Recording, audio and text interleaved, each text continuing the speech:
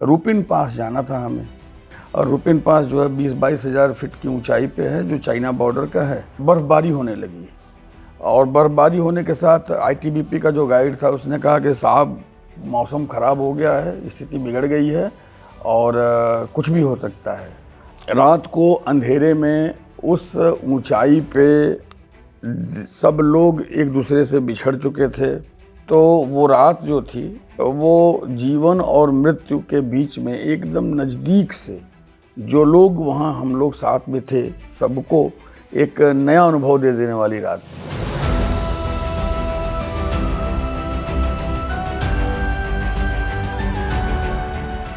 2004 में मेरा सिलेक्शन हुआ और चयन के बाद जैसा कि सबको प्रशिक्षण के लिए जाना होता है, 6 सितंबर 2004 ये लाल बहादुर शास्त्री प्रशासनिक अकादमी मसूरी में मेरे प्रशिक्षण के शुरू होने का दिन था।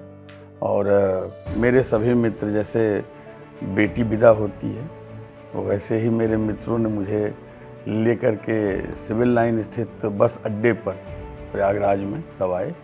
वहाँ पे लखनऊ के लिए बस मुझे लेनी थी। सब कोई बहुत ही सीरियस था, ज़्यादातर लोग सीरियस थे, किसी के आंखों में आंसू थे, कोई कुछ कह रहा था। तो मेरे एक मित्र ने कहा कि आनंद अब तो तुम वैसे नहीं रहोगे, बहुत लोग सब लोग जो है सिलेक्शन होने के बाद फिर मिलते नहीं हैं। तो हमने कहा कि मित्र तुम चिंता मत करो, हम कुछ नहीं बदलेगा और हम भी नहीं बदलेंगे। तो 2-4 और लोगों ने कहा कि नहीं ट्रेनिंग में क्या क्या जो है लोग ऐसा हो जाता है कि बदल जाते हैं। हमने कहा हम कुछ सीखेंगे ही नहीं, हम नहीं बदलेंगे। और आज भी जो हमारे फ्रेंड हंसते हैं इस बात को कह के, और मुझे बड़ा अच्छा लगा ये आज सोच के अच्छा लगता है कि कम से कम मैं इस विश्वास के साथ, एक पूरे विश्वास के साथ इस बात को कह सकता हूँ कि मानवीय मूल्य, संवेदनाएं, भावनाएं और जो जीवन के हमारे अपने मूल्य, जो हमारी शिक्षा थी उस कालखंड की, जो गांव से चलते हुए वहाँ तक पहुँची थी, मैंने आज भी सबको संभाल के रखा है, सजो के रखा है, व्यवहार में रखा है, चिंतन में रखा है और कार्य में रखा है। तो खैर हम प्रशिक्षण के लिए पहुँचे मसूरी और वहाँ जाने के बाद हमने देखा कि हमारे जैसे हिंदी माध्यम के छात्र के लिए सबसे बड़ी चुनौती थी कि उसे अब चूँकि अखिल भारतीय सेवा है और आज़ादी के आज 80 वर्षों के बाद भी राष्ट्र की एक भाषा अभी भी हम बनाने की दिशा में अग्रसर हैं और काफ़ी सकारात्मक कार्य हुए हैं पिछले वर्षों में। लेकिन उस समय ऐसा था कि हमें अंग्रेजी में परीक्षा फाउंडेशन कोर्स देना था। तो टीके मनोज कुमार सर हमारे कोर्स डायरेक्टर थे और हम लोग हमारे जैसे 5-6 और छात्र थे। मुझे जितना अगर ठीक याद है तो 313 कुल जो चयन था उस वर्ष का सभी सेवाओं को लेके, उसमें 7-8 लोग ही हिंदी माध्यम के थे और उन 7-8 लोगों में से एक मैं भी था। तो हम लोगों ने कहा कि हमें सर या तो लिख कर आप दे दें कि हम हिंदी माध्यम में परीक्षा नहीं दे सकते और आप नहीं ले सकते, तो फिर हम लोग मान लेंगे, फिर हमारे पास कोई विकल्प है नहीं। तो खैर टीके मनोज कुमार सर ने ऐसा नहीं किया। उन्होंने कहा कि पेपर जो है अंग्रेजी में रहेगा, आप लोग हिंदी में परीक्षा दीजिए। और हम लोगों ने हिंदी में वहाँ पे परीक्षा दी। मसूरी का ट्रेनिंग का कालखंड बड़ा अच्छा रहा। हैदराबाद भी ट्रेनिंग में काफ़ी अच्छा रहा, 1 वर्ष का प्रशिक्षण। अटैचमेंट्स भी अच्छे रहे, 2 बड़े रोचक प्रसंग भी रहे। अब हुआ क्या कि मसूरी में ट्रैकिंग का एक होता है, तो जब पूछा गया कि सबसे हार्ड ट्रैक पे कौन जाएगा तो मैंने हाथ खड़े कर दिए। अब हमें क्या पता था हार्ड का मतलब कितना हार्ड, बस हम हाथ अपने ऊपर किए। रूपिन पास जाना था हमें। अब रूपिन पास जो है उत्तरकाशी ज़िले से मतलब आप शुरू करेंगे पैदल चलना और हिमाचल में निकलेंगे उत्तरांचल से चल के, और रूपिन पास जो है 20-22 हज़ार फीट की ऊंचाई पे है, जो चाइना बॉर्डर का है। तो ये था कि वहाँ पे हम लोग जाके भारत का झंडा लगाएंगे, राष्ट्रीय ध्वज, और वहाँ पे फ़ोटो खिंचवाएंगे। बट ऐसा हो नहीं पाया। जब हम लोग आखिरी दिन ट्रैक पे थे, तो जो हाइट पे जाने वाले आखिरी दिन, तो उस समय एकदम हाइट पे बर्फ़बारी होने लगी और बर्फ़बारी होने के साथ आईटीबीपी का जो गाइड था उसने कहा कि साहब मौसम ख़राब हो गया है, स्थिति बिगड़ गई है और कुछ भी हो सकता है। अब ऐसा हुआ कि ग्रुप बिछड़ गया आपस में और जो भी हम लोग रक्षक वगैरह लिए थे सब फेंक दिए और उसको लेके चढ़ भी नहीं सकते थे। ऊपर गए तो हमने तो खैर ध्वज क्या ही कोई लगाएगा, स्थिति इतनी मतलब बिगड़ी हुई थी कि सब इधर उधर भाग रहे थे। और रात को अंधेरे में उस ऊंचाई पे सब लोग एक दूसरे से बिछड़ चुके थे और अगर हम यूं कहें तो वो रात जो थी वो जीवन और मृत्यु के बीच में एकदम नज़दीक से जो लोग वहाँ हम लोग साथ में थे सबको एक नया अनुभव दे देने वाली रात थी। वो रात बीती, पूरी रात के बीतने के बाद अगले दिन सुबह तक समझ में नहीं आ रहा था कि हम लोग हैं कहाँ, जाएं किधर। कोई वेजिटेशन नहीं, गाइड भी नहीं, ग्रुप बिखर चुका है। चुपचाप चलते चलते चलते पूरे दिन चलने के बाद न कुछ खाने पीने को। तो सेकेंड हाफ में कुछ चरवाहे मिले, फिर उनसे कुछ बातचीत करके फिर ग्रेजुअली अगले दिन जो है हम सही डायरेक्शन पे पहुँचे और हमें सपोर्ट मिला।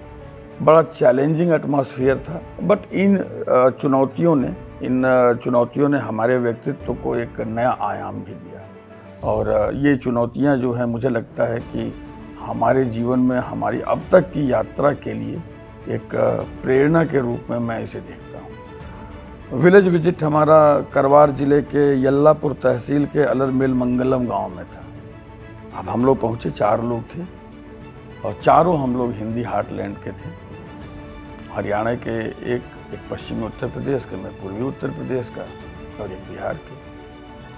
और जिस गांव में हम लोग गए थे तहसीलदार साहब हमें छोड़ आए थे गांव के प्रधान के घर में। अब वहाँ गांव में कोई अंग्रेजी नहीं जानता था और हम लोग जो है कन्नड़ा नहीं जानते थे और हिंदी जानने का उनका सवाल ही नहीं पैदा होता था। बट 5-6 दिन हमारे बड़े अच्छे थे, एक दूसरे से मतलब हम लोग आपस में बात करते थे और बाकी सारी चीज़ें जो है इशारों से।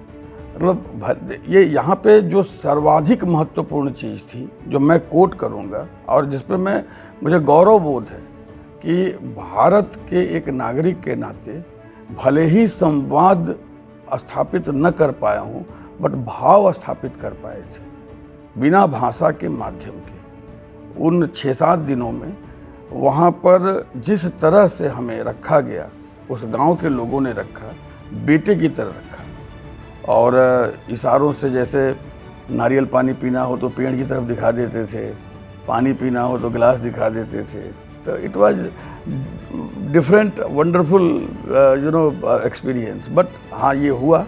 और सबसे जो है कि वहाँ गांव में एक मंदिर और एक लाइब्रेरी थी, तो उसके पास हमारा फेयरवेल हो रहा था आखिरी दिन। तो काफ़ी स्पीचेज हुई जो है कन्नड़ा में, हमें क्या पता वो क्या बोल रहे हैं। और जब हमें बोलना था तो हम लोग सोचे जब इंग्लिश में बोलो तो न समझ में आएगा, हिंदी में बोलो तो न समझ में आएगा, तो जिसमें बोलना हो बोलो। तो हम लोग भी अपनी भाषा में बोले, बट तालियां दोनों तरफ से बजती रहीं, गर्मजोशी पूरी थी।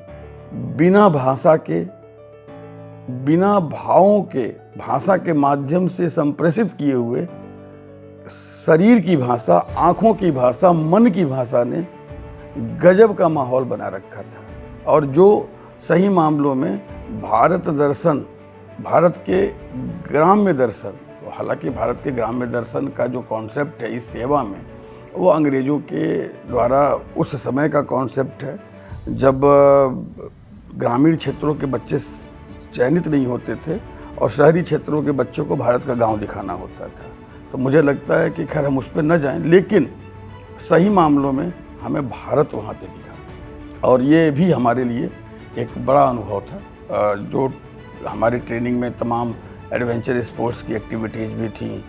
रुद्रप्रयाग के पास नदी में जो है लाइफ जैकेट पहन के जंप करने का, वो भी एक अलग जो है पौड़ियाला के और ऊपर जा कर के वो भी एक अलग एक्सपीरियंस था। और मुझे लगता है कि ऐसे एडवेंचरस कम से कम 100 फीट की हाइट से नदी में जंप करना लाइफ जैकेट पहन के, तब जहाँ पे पानी में पैर भी, मतलब मुझे लगता है कि हमारे तो छोड़िए, एलिफेंट के पैर भी खड़े न रह पाएंगे, इतना करंट वहाँ पानी में होता है। तो वहाँ पे जंप करना, तो ये सारी चीज़ें जो थी, कयाकिंग करना और कयाक का पलट जाना, राफ्ट का पलट जाना वहाँ पे, तो ये जो एडवेंचर था, ये जो चीज़ों से लड़ने का, जूझने का जो जज्बा था, और जो ट्रेनिंग के समय में हॉर्स राइडिंग, फायरिंग और तमाम चीज़ें जो वहाँ सिखाई गई, ड्राइविंग, मैं तो ड्राइविंग भी नहीं जानता था, सवाल ही नहीं पैदा होता था, गाँव का लड़का, निम्न मध्यवर्गीय परिवार का, गाड़ी भी नहीं थी और गाड़ी की ड्राइविंग कहाँ से जाने, तो वो भी वहीं सिखाया। तो ये सारी चीज़ें जो है ट्रेनिंग ने हमें 360 डिग्री, मैं ये नहीं कहता कि ट्रेनिंग से, देखिए व्यक्तित्व का विकास तो एक अनवरत चलने वाली प्रक्रिया है, जो मेरे परिवार ने, मेरे गांव ने, मेरे समाज ने, सब ने मिलकर किया है, लेकिन ट्रेनिंग ने काफ़ी चीज़ें हमें दी।